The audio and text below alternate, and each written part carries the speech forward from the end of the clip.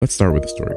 You wake up on a Saturday, the workload from school has been stressful, but you're relieved. Relieved that you can relax and maybe find something fun to spend time doing. You open up your computer, put in your password, and suddenly see that grass block staring at you again.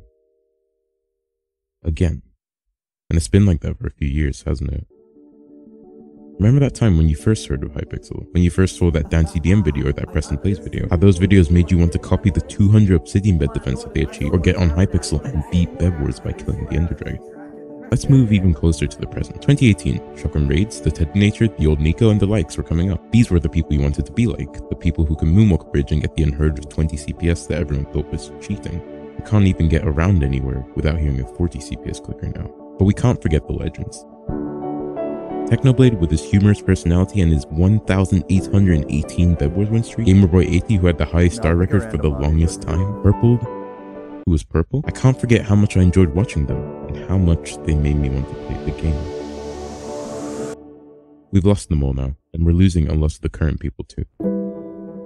We'll do 951. Disappeared, the stress was too much. Jonah Ryan couldn't replicate his success. Sammy Green had to find himself, still going, but one of the few ones. Wally Bear, still at it, but he too has felt this Bedwars decline. Ellis Noob, Hypixel wasn't enough for him. Time Dio turned to the dark side. Minute Tech found a higher way. Turtles continued on with his life. The X3 fell into controversy, but recently Livenox has shown interest in coming back. This list doesn't even properly express how many people we have seen come and go in the content making industry. You've probably also experienced the people you used to play with leave for other games like Valorant, CSGO, or to straight up continue their lives because Bedwars wasn't something worth their time.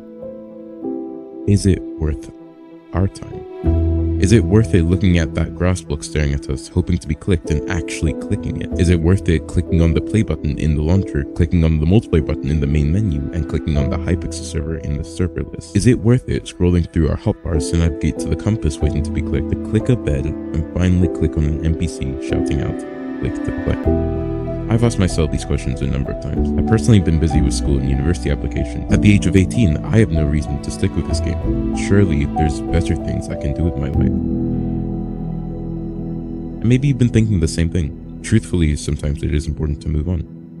But if there's one thing I've realized, and hopefully something you felt through watching this video, we can still make these experiences fun and enjoyable if we look back at them.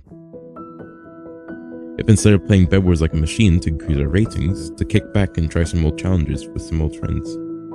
If instead of scouring for new content on YouTube, to rewatch the old videos that made you enjoy the game in the first place. Maybe instead of only playing Bedwars or endeavoring in one activity for prolonged periods of time, maybe taking a break and realizing how nice it can feel to take a break.